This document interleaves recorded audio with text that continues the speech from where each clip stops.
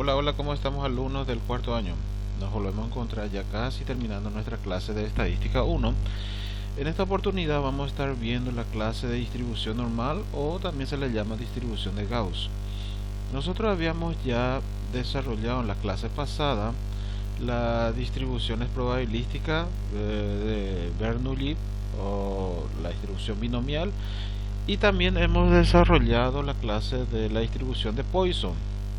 También dimos una pequeña introducción a la distribución normal, pero habíamos dicho que para esta clase, para la siguiente clase más bien dicho, vamos a estar profundizando.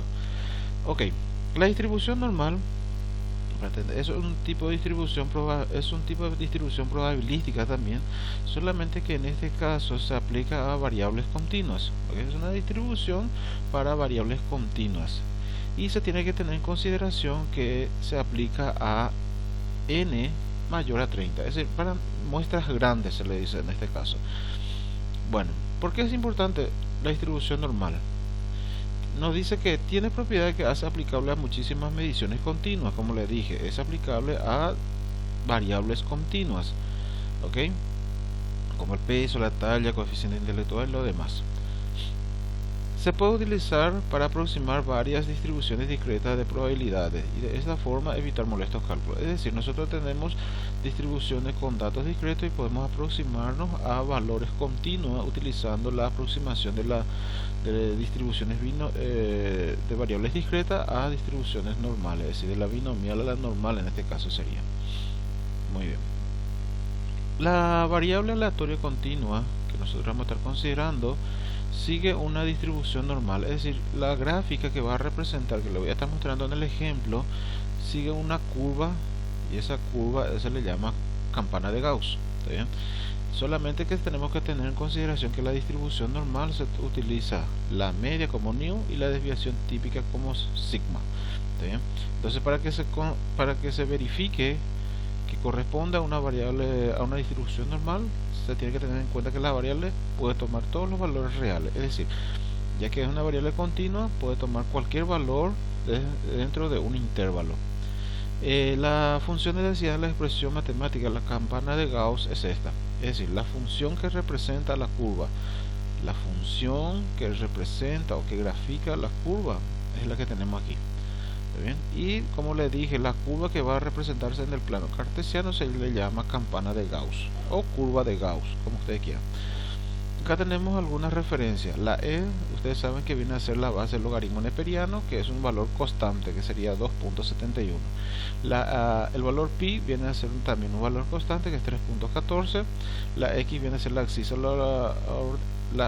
de la curva, la media de la distribución, la desviación típica, y acá tenemos nuestra función que representa nuestra curva, que sería la ordenada de la curva. Muy bien. Tiene algunas propiedades nuestra distribución normal. ¿Cuáles son esas propiedades? Tenemos que tener en cuenta que la curva, como les dije, la curva de la distribución se le considera como campa uniforme en el caso que se iguale los valores de la media, la moda y la desviación, la mediana. La media, la moda y la mediana. Si los tres valores, los valores centrales o medidas de tendencia central, tienden a ser iguales, entonces la curva que va a representar es una curva perfecta, digamos así que es una curva simétrica, es decir, se extiende a los dos lados en forma equitativa, digamos así. Acá ya tenemos ya nuestra función que representa la curva que había explicado hace rato. Tenemos dos colas de la distribución, ¿está bien? La curva en sí tiene dos colas, a la derecha y a la izquierda, y esa curva se extiende hacia la derecha o la izquierda en forma indefinida, es decir, se extiende hasta el infinito, pero no llega a tocar la curva. ¿Okay? El área por debajo de la curva siempre es igual a 1. ¿Okay? El área por debajo de la curva siempre es igual a 1. Y el eje que va a dividir, digamos así, a la curva en dos partes sería el eje de ordenadas. Entonces, si el área por debajo de la curva es 1, significa que cada área a la izquierda o a la derecha representaría un 0,5.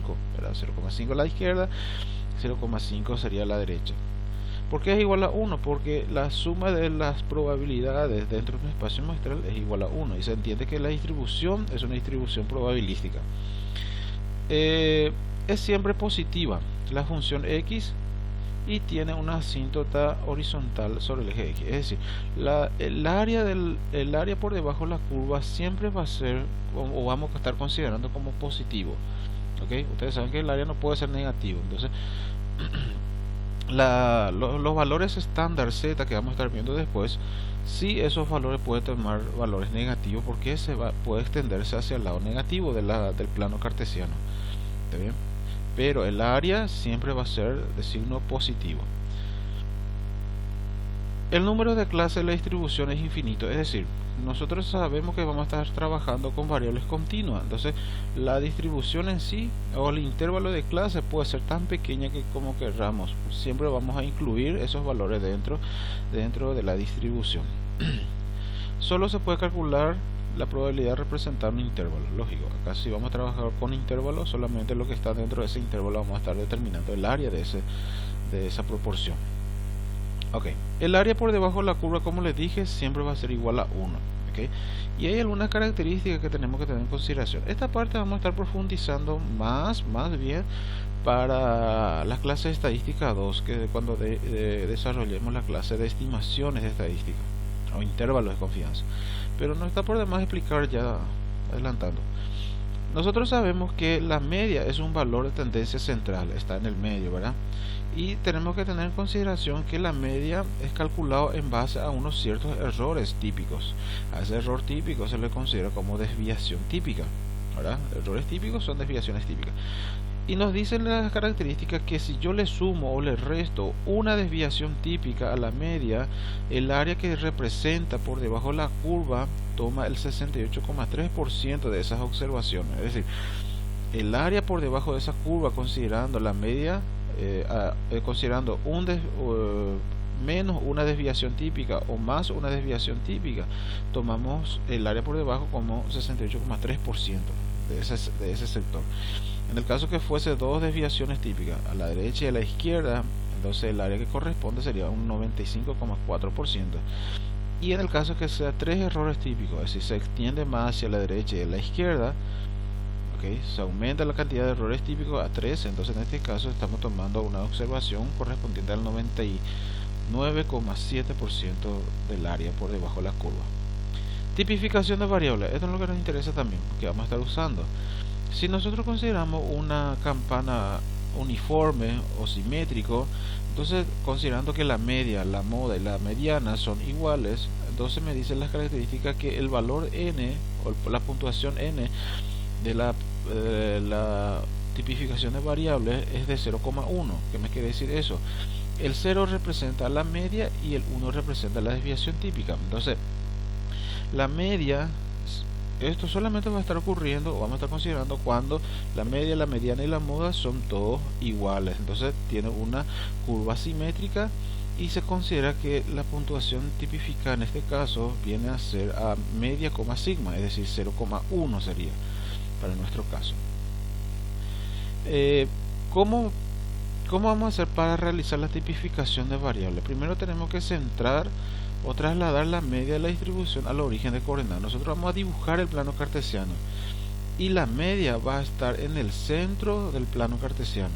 Entonces en base a eso se grafica la curva estándar, la curva normal, y reducir las variables estándar a 1, es decir que mi error típico sea igual a 1. Bueno, esto vamos a ver con el ejemplo. La fórmula que vamos a estar desarrollando o utilizando para la tipificación de variables sería z. ¿Okay? O sea, tener en consideración, la z es la variable que representa la tipificación de variable. ¿Okay? Es la letra que representa la tipificación de variable. ¿Qué sería? X, que sería la variable, menos la media sobre la desviación típica. Acordemos que la media se representa por nu en este caso y la desviación típica sería sigma. Aquí tenemos un pequeño ejemplo. Dice calcular el valor tipificado. El valor tipificado sería la z, ¿okay? La variable, considerando que la x vale 60 para una distribución normal. Siempre el ejercicio va a estar especificando qué tipo de distribución va a ser, con media igual a 50 nu, ¿verdad? y la desviación, perdón, sí, new 50, y la desviación típica, que sería sigma, es igual a 5. Entonces lo que vamos a hacer es reemplazar los datos nomás. Aquí tenemos la z, el valor tipificado en este caso sería x menos la media, que sería 50, sobre la desviación típica, que sería 5. Entonces el valor estándar tipificado, z, es igual a 2. Y esto después, para tener en consideración, vamos a estar utilizando una tabla que representa el área por debajo de la curva, ya sea a la izquierda, a la derecha o entre varios valores tipificados, que sería la z. Bueno, esto con el ejemplo también vamos a estar viendo. Acá tenemos otro ejemplo, nos dice: se sabe que el tiempo útil de los componentes eléctricos tiene una distribución normal. Aquí tenemos que entender, distribución normal, con media 200 horas, ya nos da la media del ejercicio, y una desviación típica de 200 horas. Perdón, acá tenía que ser 2000 horas. Pequeño error que tengo que corregir. 2000 horas viene a ser la media y la desviación típica 200. Siempre la media tiene que ser mucho más grande considerando a la desviación estándar. Calcular las siguientes probabilidades de que un componente elegido al azar dure más de 2200 horas. ¿Okay? Más de 2200 horas. Entonces lo primero que tenemos que hacer, considerar, es el valor tipificado de 2200 horas. Entonces 2200 horas representaría la x. 2200 horas menos la media que le dije aquí, que tiene que ser 2000, y la desviación estándar, que es 200. Nos sale menos 1, que si el valor estándar sería menos 1. Pero me dice que el componente elegido al azar dure más de 2200. Significa que el área que vamos a estar buscando sería el área que sea mayor a 0, a negativo 1. Entonces podemos entender así, que sería la probabilidad de que mi x sea mayor a 2200 horas. Es decir, que mi valor estándar z sea mayor que menos 1. Y al ser mayor que menos 1, voy a estar sumándole 0,5 más el área para menos 1, que de dónde voy a quitar esto, de una tabla de distribución z, que le voy a mostrar en el siguiente ejemplo cómo se utiliza, y que ustedes tienen en el espacio recursos de la plataforma. Entonces el área para menos 1 sería 0,3413, y al sumar las áreas me da 0,8413, que sería la probabilidad de que, si yo elijo un componente eléctrico al azar, ese componente tenga una duración de 2200 horas o más. Para el siguiente, calcular la probabilidad de que el componente elegido al azar dure menos de 2400 horas. Entonces la misma cosa, 2400 sería la x, menos 2000, que sería la media, y la desviación típica sería 200. 2 sería en este caso. Entonces la probabilidad que dures menos nos dice, entonces cuando nos dice dures menos, quiere decir que la z va a ser menor que 2, menor que 2, menor que 2. Entonces tenemos 0,5 más el área para 2. El área para 2, como repito, esta área se quita de una tabla, que en el ejemplo lo voy a explicar. Al sumar aquí tenemos la probabilidad, es decir, tenemos un 97,72% de probabilidad de que, si yo elijo un componente cualquiera de ese conjunto, tenga una duración menor o igual a 2400 horas. ¿Okay? No se preocupe con esta parte aquí, porque esto está todo en el siguiente video del ejemplo que vamos a estar desarrollando.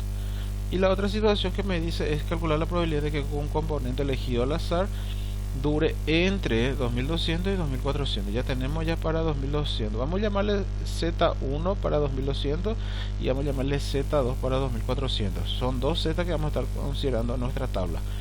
Entonces para Z1 sabemos ya que va a ser la media, X, que sería 2200, menos la media, que sería 2000, y la desviación típica, que sería 200. Y para 2400, que acá ya hemos encontrado que sería 2. ¿Okay? Como me dice entre esos valores, entonces buscamos el área para